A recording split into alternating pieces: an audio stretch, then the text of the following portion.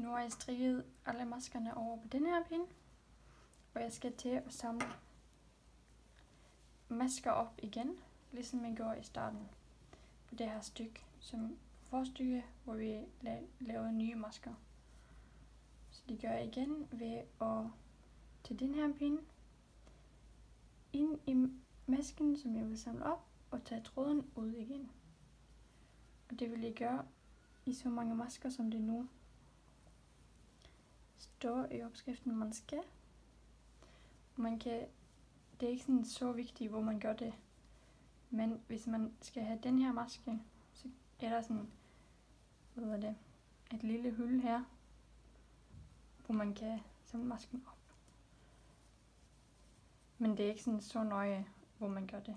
Så lang tid, at man får det antal masker, man skal have. Nu har jeg samlet så mange masker op, som jeg skal. Og så skal jeg nemlig vende arbejde. Skal vi se. Og starte at strikke frem og tilbage, ligesom med forsiden. Og igen, så det er vigtigt at huske, at kantmasken skal tages løst af. Og så skal man strikke, fordi at det her det er vrangsiden, så skal den her maske strikkes, altså kantmasken først, og så skal man strikke en maske vrang, og så en maske ret, og så skal man bare strikke vrang til anden, eller til de 3 sidste masker på den anden side. Nu har jeg strikket vrang til de 3 sidste masker tilbage. Og den 3. sidste skal så strikkes ret. Og så en maske vrang. Og så skal den sidste maske, kantmasken, strikkes ret igen. Så kan man vende sit arbejde. Og så bliver man bare ved at strikke frem og tilbage. Ligesom præcis man gjorde ved forstykket. Man skal bare huske, at kantmasken skal tages løst af og strikkes ret til sidst. Og den 3. maske skal være vrang. Og den 3. sidste maske skal også være vrang. Og så strikker man bare frem og tilbage, ligesom man gjorde med forstykket. Nu har jeg strikket så langt, som jeg skal strikke mit bagstykke, og jeg skal til at strikke rib, ligesom man gjorde på forstykket. Og man gør præcis det samme som med forstykket. Man tager første maske løst af, den anden maske ret, 3. maske vrang, og ellers så strikker man bare annenhver ret og vrang. Så den her var vrang, så skal man strikke en ret, sådan en vrang, og sådan bliver man ved hele omgangen ud. Og strikke så mange omgange med rib, som det nu står i opskriften. Nu har jeg strikket rib så mange omgange, som opskriften siger, hvor jeg har strikket annenhver ret og vrang, med undtagelse af kantmaskerne, som jeg altid har taget løst af, og strikket ret.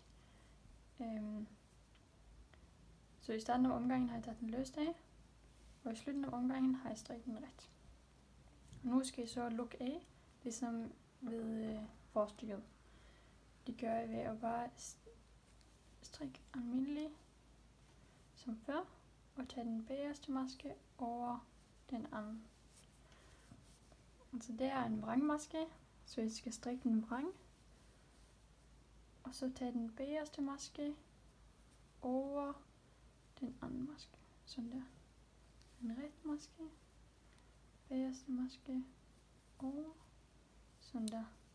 Og det bliver jeg ved helt den anden side.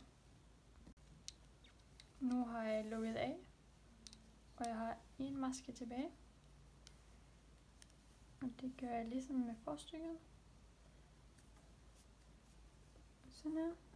Laver lidt større lykke. Klipper tråden. Og tager den igennem den her løkke og stramme til.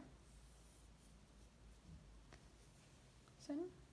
Og så mangler der egentlig bare at hæfte ender, og så din halsedisse færdig. Nu skal jeg vise, hvordan man hæfter enderne. Og det er altså de tråde, der ligesom hænger rundt omkring. For at gøre det, der findes forskellige måder at gøre det på. Men man kan enten bruge en ølnål, eller sådan en stuenål, eller en hæklenål. Jeg kan lige vise begge dele. Så kan vi lige finde en tråd, ligesom den her. Og så kan man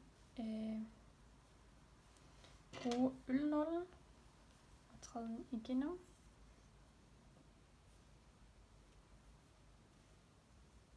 Sådan her. Så kan man lige sådan sy den lidt ned på bagsiden af det her forsiden af strikket, og på det her på bagsiden. Man vil gerne gøre det på bagsiden, så den ikke er synlig. Så det jeg gør, det er at syne lidt ind i her, så den kommer lidt længere ned. Det er ikke sådan så vigtigt, hvordan man gør det, men sådan her. Og så laver jeg lige sådan en, uden at syne helt igennem, og så tager tråden igennem den her løkke. Det bliver sådan en lille knudeagtig og stramme til. Så har man nemlig lavet en knude. Og for at den skal holde sig bedre, så kan man lave en almindelig knude ovenpå den her knude. Og stramme til. Og så kan man egentlig bare klippe tråden. Sådan. Og så har man en lille knude der. Og det kan man ikke se her på forsiden. Sådan. Nu vil jeg vise, hvordan man hæfter ender ved brug af en hæklenål. Ligesom den her. Og her har vi en ende. Så det jeg gør, det er at forsøge at tage tråden lidt længere hen ind på stykket. Og det skal selvfølgelig være på bagsiden, så man ikke ser det.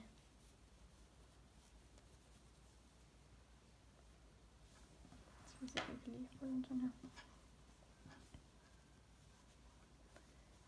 Og så bruger jeg bare hæklenålen til at ligesom hente tråden og dreje den igennem. Så den kommer lidt længere ned, så den ikke sådan her ligger herude på enden, men at den knude man får, den vil være lidt sådan ind på selve strikstykket. Sådan. Og så for så at lave en knude, så bruger jeg min hæklenål og tager den i en maske, henter tråden, og så i stedet for at dreje tråden igennem, så bruger jeg hæklenålen og tager tråden igennem den løg der. Og tager den ud, og så stramme. Så kan man lige gøre det igen. Tag tråden. Man kan faktisk lave to, hvor man så tager den igennem en gang, og igennem en gang mere, og så tager tråden igennem. Når man så strammer den her knude, så vil den ikke gå op. Men for at være sikker, så kan man lige sådan lave en almindelig knude igen.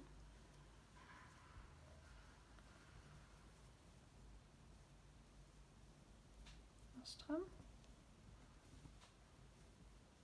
Og så kan man klippe tråden. Så vil man have en lille knude her, men det kan man ikke se på forsiden. Det gør man med alle tråde. Man kan også, her kan vi se, at jeg har været nødt til at knytte et garnnøgle på et andet garnnøgle. Og der lavede jeg bare en almindelig dobbeltknude. Så den strammer jeg lige og laver en almindelig knude.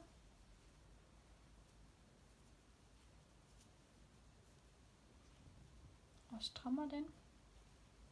Og så klipper jeg bare trådene. Sådan. Og så er den fin. Og sådan gør den med alle løse tråder, der er på halsedissen.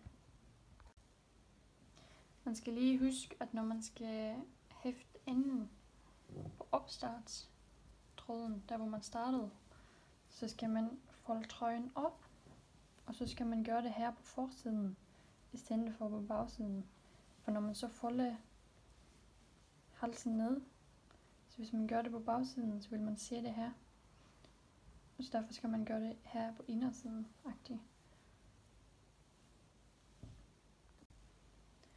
Min Easy Chunky Neck er nu færdig. Og jeg vil gerne vise den forstykket. Den har en lidt mindre ribkant end bagstykket. Og derfor kan man godt se forskel på, hvad der er forside og bagstykket. I teorien kan man godt selv vælge, hvilken man vil bruge som forstykke og bagstykket. Man skal bare være ops på, at bagstykket det er lidt bredere end forstykket. Men de er lige så lange. Så kan man selv vælge, hvordan man vil have den på. Så er den klar til vinteren.